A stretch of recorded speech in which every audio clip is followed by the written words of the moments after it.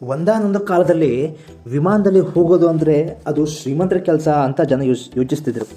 ಆದರೆ ಕರ್ನಾಟಕದ ಒಂದು ಸಣ್ಣ ಹಳ್ಳಿಯಿಂದ ಬಂದ ಒಬ್ಬ ಹುಡುಗ, ಒಬ್ಬ ಸಾಮಾನ್ಯ ರೈತನ ಮಗ ಕೂಡ ಫ್ಲೈಟ್ ಏರಬೇಕು ಅಂತ ಕನಸು ಕಂಡ. ಆ ಕನಸು ಮುಂದೆ ಇಡೀ ಭಾರತದ ಏವಿಯೇಷನ್ ಇಂಡಸ್ಟ್ರಿಯನ್ನೇ ತಲೆಕೆಳಗಾಗಿಸಿತು. ₹1 ಫ್ಲೈಟ್ ಟಿಕೆಟ್, ₹500 ವಿಮಾನ ಪ್ರಯಾಣ.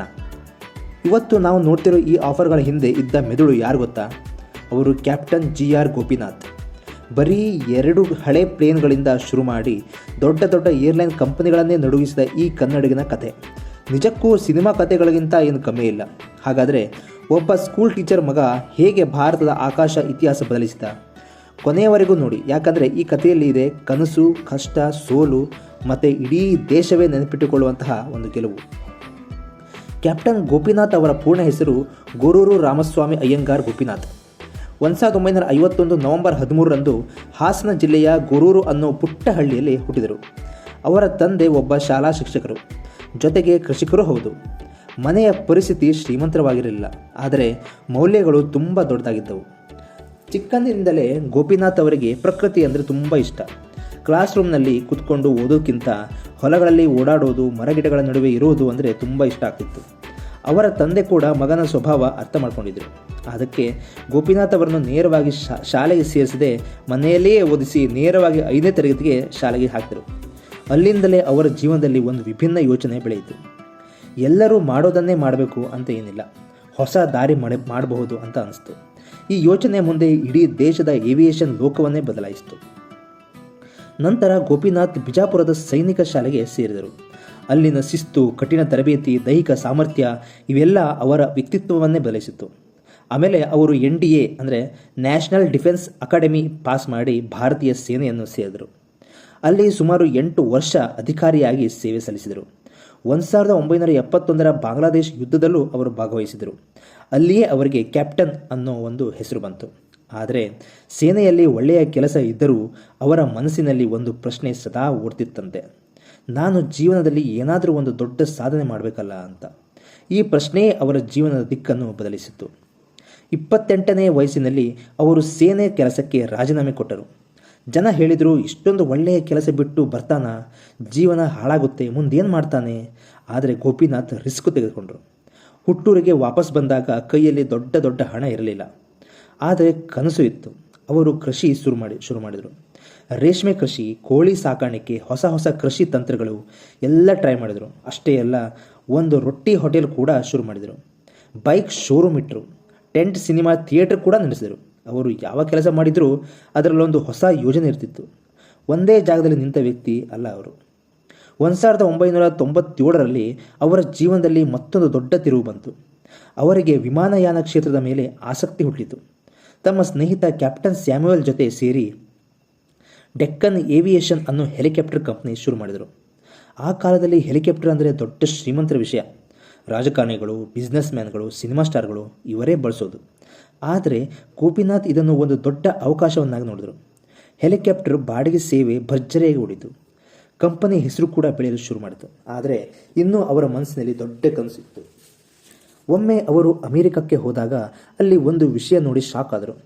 ಸಾಮಾನ್ಯ ಜನರು ಫ್ಲೈಟ್ನಲ್ಲಿ ಹೋಗ್ತಿದ್ದರು. ಕೂಲಿ ಕಾರ್ಮಿಕರು, ಸಾಮಾನ್ಯ ಕೆಲಸ ಮಾಡುವವರು, ಮಧ್ಯಮ ವರ್ಗದವರು ಎಲ್ಲರೂ ವಿಮಾನ ಹತ್ತಿದ್ರು. ಅವರು ಯೋಚಿಸಿದರು, ನಮ್ಮ ಭಾರತದಲ್ಲಿ ಯಾಕಾಗಬಾರ್ದು? ಒಂದೇ ಕ್ಷಣದಲ್ಲಿ ಒಂದು ಕನಸು ಹುಟ್ಟಿತು. ಪ್ರತಿ ಭಾರತೀಯನಿಗೂ ವಿಮಾನ ಪ್ರಯಾಣ ಸಿಗಬೇಕು. ಆ ಸಮಯದಲ್ಲಿ ಭಾರತದಲ್ಲಿ ವಿಮಾನ ಪ್ರಯಾಣ ಮಾಡುವುದು ಶ್ರೀಮಂತರ ವಿಷಯ. ಸಾಮಾನ್ಯ ಜನ ರೈಲು, ಬಸ್ನಲ್ಲಿ ಗಂಟೆಗಟ್ಟಲೆ ಪ್ರಯಾಣ ಮಾಡ್ತಿದ್ರು. ಆದರೆ ಗೋಪಿನಾಥ್ ದೊಡ್ಡ ಪ್ರಶ್ನೆ ಕೇಳಿದರು, ಒಬ್ಬ ಸಾಮಾನ್ಯ ಮನುಷ್ಯ ಯಾಕೆ ಫ್ಲೈಟ್ ಏರಬಾರ್ದು? ಈ ಪ್ರಶ್ನೆಯಿಂದಲೇ ಹುಟ್ಟಿದ್ದು ಏರ್ ಡೆಕ್ಕನ್. ಆ ಕಾಲದಲ್ಲಿ ಏರ್ಲೈನ್ಸ್ ಶುರು ಮಾಡಿದ್ದು ಅಂದರೆ 100 ಕೋಟಿ ಬೇಕಾಗಿತ್ತು. ಆದರೆ ಗೋಪಿನಾಥ್ ಹತ್ತಿರ ಅಷ್ಟು ಹಣ ಇರಲಿಲ್ಲ. ಅವರು ತಮ್ಮಲ್ಲಿದ್ದ ₹5 ಕೋಟಿ ಬಂಡವಾಳನ ಹಾಕಿದ್ರು. ಮತ್ತು ಬರೀ 2 ಹಳೆ ATR 42 ವಿಮಾನಗಳನ್ನು ಲೀಸ್ಗೆ ತಂದರು. ಅನೇಕರು ನಕ್ಕರು, ಇದು ನಡೆಯಲ್ಲ, ಇಷ್ಟು ಕಡಿಮೆ ಹಣದಲ್ಲಿ ಏರ್ಲೈನ್, ದೊಡ್ಡ ಕಂಪನಿಗಳ ಜೊತೆ ಸ್ಪರ್ಧೆ. ಆದರೆ 2003 ಆಗಸ್ಟ್ 25ರಂದು ಬೆಂಗಳೂರಿನಿಂದ ಹುಬ್ಬಳ್ಳಿಗೆ ಮೊದಲ ಏರ್ ಡೆಕ್ಕನ್ ಫ್ಲೈಟ್ ಹಾರಿತು. ಅದೇ ದಿನ ಭಾರತೀಯ ಏವಿಯೇಷನ್ ಇತಿಹಾಸವೇ ಬದಲಾಗುವುದು ಶುರುವಾಯಿತು. ಏರ್ ಡೆಕ್ಕನ್ ಒಂದು ಕೆಲಸ ಮಾಡಿತು. ಇಡೀ ದೇಶವೇ ತಿರುಗಿ ನೋಡುವ ಹಾಗೆ. ಅದು ₹1 ಫ್ಲೈಟ್ ಟಿಕೆಟ್. ಜನ ನಂಬಲಿಲ್ಲ. ₹1 ವಿಮಾನ ಟಿಕೆಟ್? ಹೌದಾ, ನಿಜಾನಾ? ಹೌದು. ಮೊದಲು ಬುಕ್ ಮಾಡಿದವರಿಗೆ ಅತಿ ಕಡಿಮೆ ದರ. ಇದು ಡೈನಮಿಕ್ ಪ್ರೈಸಿಂಗ್ ಸಿಸ್ಟಮ್. ಇವತ್ತು ದೊಡ್ಡ ದೊಡ್ಡ ಏರ್ಲೈನ್ ಕಂಪನಿಗಳು ಮಾಡೋ ಈ ಸಿಸ್ಟಮ್ ಆ ಸಮಯದಲ್ಲೇ ಗೋಪಿನಾಥ್ ಮಾಡಿದ್ದರು. ಗೋಪಿನಾಥ್ ತುಂಬ ಸ್ಮಾರ್ಟಾಗಿ ಯೋಚಿಸಿದರು. ಫ್ರೀ ಊಟ ತೆಗೆದುಕೊಂಡರು. ವಿಮಾನದಲ್ಲಿ ಸ್ನ್ಯಾಕ್ಸ್ ಫ್ರೀ ಇಲ್ಲ, ಬೇಕಾದರೆ ಹಣ ಕೊಟ್ಟು ತೊಗೊಳ್ಬೋದು. ಅದರ ಮೂಲಕ ಖರ್ಚು ಕಡಿಮೆ.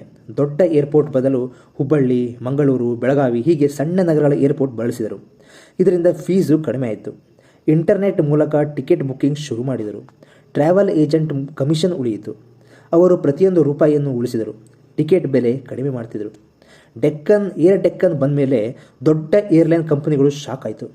ಅವರು ಕೂಡ ಟಿಕೆಟ್ ದರ ಕಡಿಮೆ ಮಾಡಬೇಕಾಯಿತು. ಯಾಕಂದರೆ ಜನಸಾಮಾನ್ಯರು ಈಗ ಮೊದಲ ಬಾರಿ ಫ್ಲೈಟ್ ಏರ್ತಿದ್ರು. ಒಬ್ಬ ರೈತ, ಒಬ್ಬ ಶಿಕ್ಷಕ, ಒಬ್ಬ ಮಧ್ಯಮ ವರ್ಗದ ಕುಟುಂಬ, ಇವರಿಗೆ ಈಗ ವಿಮಾನ ಪ್ರಯಾಣ ಸಾಧ್ಯ ಆಯಿತು. ಅದೇ ಗೋಪಿನಾಥ್ ಅವರ ನಿಜವಾದ ಗೆಲುವು. ಕಂಪನಿ ವೇಗವಾಗಿ ಬೆಳೆಯುತ್ತಿತ್ತು, ಆದರೆ ಸಮಸ್ಯೆಗಳು ಶುರುವಾದವು. ಇಂಧನ ದರ ಏರಿಕೆಯಾಯಿತು. ತೀವ್ರ ಸ್ಪರ್ಧೆ, ಹಣಕಾಸಿನ ಒತ್ತಡ, ನಷ್ಟ ಹೆಚ್ಚಾಗ್ತಾ ಹೋಯಿತು. ಅಷ್ಟರಲ್ಲೇ ಕಿಂಗ್ಫಿಷರ್ ಮಾಲೀಕ ವಿಜಯ್ ಮಲ್ಯ ಎಂಟ್ರಿ ಕೊಟ್ಟರು. ಅವರು ಏರ್ ಡೆಕ್ಕನನ್ನು ಖರೀದಿಸಲು ಮುಂದಾದರು. ಕೊನೆಗೆ 2007ರಲ್ಲಿ ಗೋಪಿನಾಥ್ ತಮ್ಮ ಕಂಪನಿಯನ್ನು ಮಾರಲೇಬೇಕಾಯಿತು.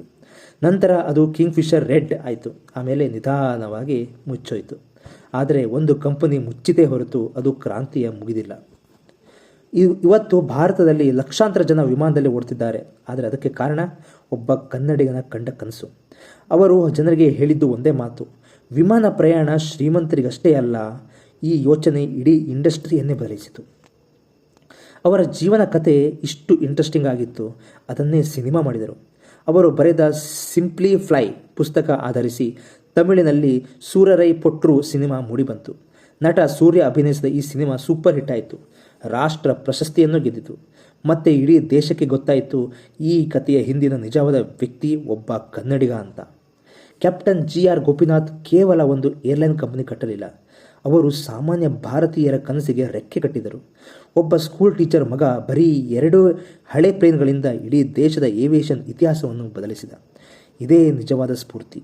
ಹಣ ಇಲ್ಲದಿದ್ದರೂ, ಬ್ಯಾಕ್ಗ್ರೌಂಡ್ ಇಲ್ಲದಿದ್ದರೂ, ಒಂದು ದೊಡ್ಡ ಕನಸು ಇದ್ದರೆ ಇಡೀ ವ್ಯವಸ್ಥೆಯನ್ನೇ ಬದಲಿಸಬಹುದು ಅನ್ನೋದಕ್ಕೆ ಕ್ಯಾಪ್ಟನ್ ಗೋಪಿನಾಥ್ ಅವರೇ ಜೀವಂತ ಉದಾಹರಣೆ. ಈ ಕತೆ ನಿಮಗೆ ಇಷ್ಟ ಆಗಿದ್ದರೆ ವಿಡಿಯೋಗೆ ಒಂದು ಲೈಕ್ ಮಾಡಿ, ನನ್ನ ಚಾನಲನ್ನು ಸಬ್ಸ್ಕ್ರೈಬ್ ಮಾಡಿ. ಇನ್ನೂ ಇಂತಹ ರಿಯಲ್ ಇಂಟ್ರೆಸ್ಟಿಂಗ್ ಸ್ಟೋರಿಗಳಿಗಾಗಿ ನಮ್ಮ ಜೊತೆ ಸದಾ ಇರಿ. Thank you friends.